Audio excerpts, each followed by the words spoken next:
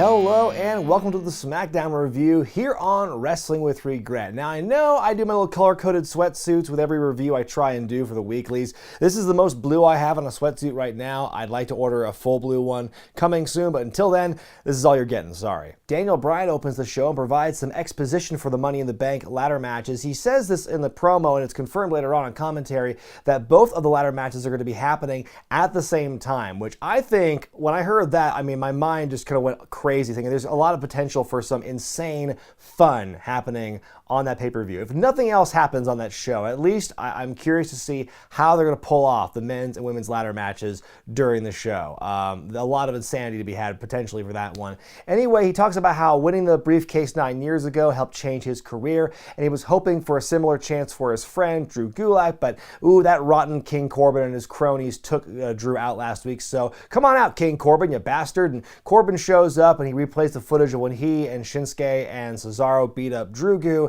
and then they have some back and forth banter. Corbin says he's going to win the briefcase again, and Bryan says, well, are you going to squander the opportunity like he did last time? Are you going to blow it once again? And then Corbin goes, well, a lot's changed between both you and I since we won the respective briefcases. Some good back and forth between the two of them here. Then the match actually begins between them after the commercial break, and it's a good match. Bryan makes Corbin look great and very strong here. His selling is just very good. And then when he has those hope spots, it comes from this real kind of deep down place, and you really it's very impactful when he does it. The match does end though when Corbin disqualifies himself throwing a ladder at Daniel, and then afterward he wants to hit him with the end of days in the ring on the ladder, but Daniel flips out of it, gets him in the yes lock on top of the ladder, as if that makes any difference. But out comes Shinsuke and Cesaro to beat him up some more, and then Corbin hucks Bryan off the stage onto some ladders that are stood up next to it, and that's how that segment ends. I know it's very on brand for Corbin to have henchmen, and especially more so it makes sense when he's a king and he has like subjects and whatnot, but just once, I would love to see them try and push Corbin considerably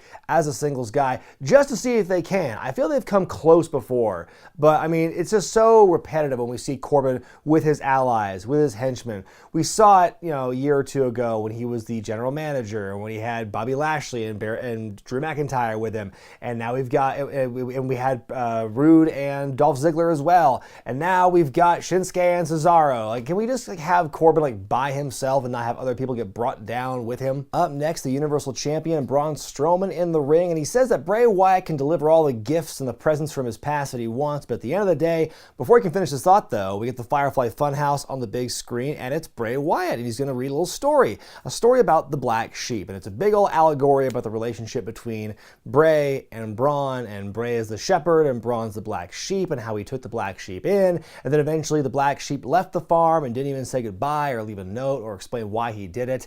And then he says how the government took a lien out on the farm, and then the reptilians took over, because that's what reptilians do. I mean, don't they though? And then finally at the end, Braun's had enough, and he tells Bray, if you want to say something to my face, come out and say it. But Bray just smiles and waves and says goodbye, and that's pretty much it. The look on Braun's face, I'm always wondering if he's just trying to portray like stoicism, or if he's letting Bray kind of get in his head a little bit. He's just confused about it. I like this segment here. We got a little more into Bray's perspective as to why he wants to hurt Braun Strowman here. Like, he was part of the Wyatt family, and he really did leave without any kind of explanation or any kind of storyline reason why he was gone. He was just one day a solo guy. And so, yeah, Bray is definitely hurt by this, and he wants to hurt Braun in response. Bray's character, especially the Firefly Funhouse version, the kids show version, is someone who's dealing with a lot of past trauma and a lot of past hurt, and he's still trying to cope and work through all that, and this is kind of his way of doing it. And so I liked getting a bit of Bray's perspective in this one, trying to flesh out this storyline and give you a little more background into it. But I think it did a better job of that than I think you could have combined the two things we had. What we had last week, that hype package talking about their history, and then this thing here. I think if you combined it would have been more powerful than just one and the other. But I did enjoy this promo here. Sheamus destroys Leon Ruff in a matter of moments. He's staring a hole through Michael Cole the entire time as he's beating him up with backbreakers, that beats the Bowdrin, the Brogue Kick. And then afterward, he gets in Cole's face, and then Cole's like, well, I'm glad you're here because here's this Jeff Hardy video package once again. Boy, isn't that convenient timing? Whoever is stacking this show in kayfabe thinks, I'm just going to keep playing these Jeff Hardy packages right after Sheamus wrestles just to fuck with his head. So it's a big comeback package here. The chapter is all about Jeff coming back from his knee injury and training at the Performance Performance Center and whatnot, and they talk about how he's, oh, I want to get away from my dark days, my dark past, and they show all these mug shots and these years he was arrested and the headlines and everything, carefully omitting the fact that he was arrested as recently as October of last year with a DWI. They don't mention that one, just the ones up to 2018. After that's, whoo, nothing ever happened. So they show the package, and then they say that Jeff's going to be on Smackdown next week. Sheamus says he'll be there too. Have we gotten word one so far on this as to why Sheamus even has a beef with Jeff Hardy, though? The new It couple, Otis and Mandy Rose, are interviewed backstage, and Otis says he's going to beat Dolph Ziggler again tonight and go on to win the Money in the Bank ladder match for his Peach. Then Mandy says that she's hurt by Sonya's betrayal from a few weeks ago, but she's going to move past that and work on beating Carmella tonight. And we go to that match now. It's one of the last Money in the Bank qualifiers as Mandy takes on Carmella. I thought the graphics people kind of missed a big opportunity here when they show, when they compress the big picture and they have those stats on the side. How would you not mention the fact she's already won the Money in the Bank ladder match? I mean, commentary does mention it, but it's just one of those things where you'd think, a sports graphic would mention that sort of statistic instead of saying she was part of Total Divas and Total Bellas. Anyways, the match goes on. A minute into the match, Sonya Deville comes out and she cuts this big dramatic soliloquy as the match is just going on, and she's telling Mandy how this time last year I gave away my spot in the ladder match and gave it to you, and I tried so hard to help you win the ladder match because I cared about you. I practically gave it to you and you blew it. And she's yelling and yelling finally, and then at the end though she tells her karma's a bitch, and then when Mandy turns around, takes a super kick from Carmella, and Carmella wins and advances to Money in the Bank. Right afterwards, Sonya gets in the ring and just beats the hell out of Mandy Rose, throws her into the steps multiple times, and that's pretty much where it ends. She's screaming and talking trash the entire time. I am loving this new Sonya Deville. I didn't get a chance to talk about the promo she had a couple weeks ago, and then this one right here, this moment, just great character work by her, and she's just found her edge. I just love where they're going with this. My only hope, and I've talked about stuff like this before, is that I hope that once Sonya and Mandy eventually move on from each other, I hope that Sonya can keep the momentum going of this heel persona, because how many times have we seen a very emotional, dramatic breakup between tag team partners, and all of the heat is predicated on that relationship, and so then when the heel leaves and does other stuff, we don't quite get the same kind of spark that we get from future storylines because that relationship just isn't there. So curious to see how they're going to be able to keep that momentum going with Sonya, but I like what they're doing, at least in the short term, with Sonya and Mandy right now. Backstage, the medic, who is conspicuously not wearing any kind of gloves, checks on Mandy Rose for her injuries, and then Otis comes in to check on her. He leaves and runs into Dolph Ziggler, who asks how Mandy is doing, and he seems very sad and concerned about her, and Otis just kind of glares at him,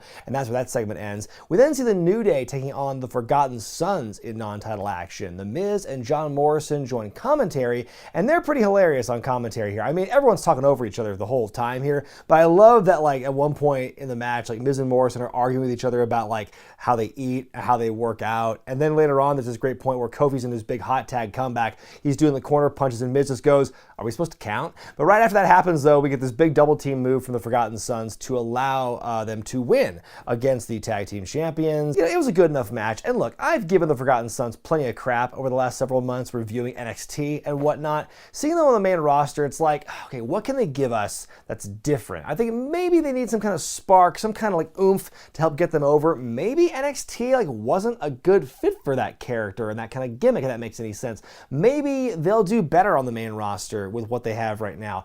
I don't know. I want to see them succeed. I want to see everybody do well. They're good enough wrestlers. I just don't think the gimmick is not over. And so I'm just wondering what they have to do. It's, the fact they're called the Forgotten Sons, that's just a bad name to begin with because people forget about them. I forget, for example, until I just thought about out of the blue today, oh yeah, the Forgotten Sons were baby faces for 2 weeks on NXT before they got called up. Tamina's interviewed backstage and she's asked about her chances against Bayley at Money in the Bank for the Women's Championship, and she goes, well, it took 4 women at WrestleMania to beat me, so yeah, I think I have pretty good chances here. And she starts talking about Bayley and Sasha, and then out comes Sasha Banks, who tries to appeal to Tamina, and it's all part of a ruse though. Bayley comes in for a sneak attack, but Tamina is too quick for them. Sasha jumps Tamina, in comes Lacey Evans, and they all has fight. Elsewhere backstage, Dolph Ziggler is getting ready for his match, and Sonya Deville's next to him, hyping him up. And we get a lot of big supervillain exposition here, kind of like the grand plan revealed, where Ziggler talks about it's essentially a spin on the nice guys finish last kind of thing, where, Otis, I'm sure he's a great guy, I'm sure people like him and everything. He gets sympathy likes, gets a pat on the back, a moral victory every now and then, but heart cannot replace skill or talent or hard work, and he says he's going to win the Money in the Bank again, win the championship again, and he's going to win the girl again. Bryan. He says once Mandy Rose is so brokenhearted by Sonya, he's going to slide on in and he's going to make her feel a lot better. Oh, such a creep. This kind of this like soap opera storyline, this one works, I think. And in your main event is the final Money in the Bank qualifier as Otis takes on Dolph Ziggler in a WrestleMania rematch. It was a good match. These guys had great back and forth, and Ziggler makes everyone look good that he wrestles with, and Otis looked really good here in this matchup. Surprisingly, a drama-free match. And what I mean by that is there's not a lot of trash talk in this one. There's not any kind of cinematic, like, you broke my heart kind of thing. There's no, like, big shots and big, like, dialogue in this match, say, compared to the stuff with Mandy and Sonya from earlier. But it was, like I said, good back and forth. Otis wins clean as a whistle with he blocks a super kick, hits the Caterpillar to win, so he goes to his first Money in the Bank ladder match. And so after hearing all the evil plotting by Ziggler and Sonya backstage, like, where is this angle going to go? Because, Ziggler can't win the briefcase. He can't win the championship, so he cannot try and win Mandy's heart back in that way. So, like, my mind immediately went to, like, oh my God, is Otis, like, going to almost win, and then, like, Ziggler and Sonya, like, hold Mandy hostage and, like, hold her over the edge of Titan Towers to get him to leave or something? Are we going to get some crazy supervillain shit with them at Money in the Bank? Like, there's so many ways I could go with this, and my mind is just kind of, like, firing off all these different directions. And it's really the most compelling storyline right now on SmackDown, like, by leaps and bounds. My final grade for this week's SmackDown is a C+. I'm going to go C+ again this week.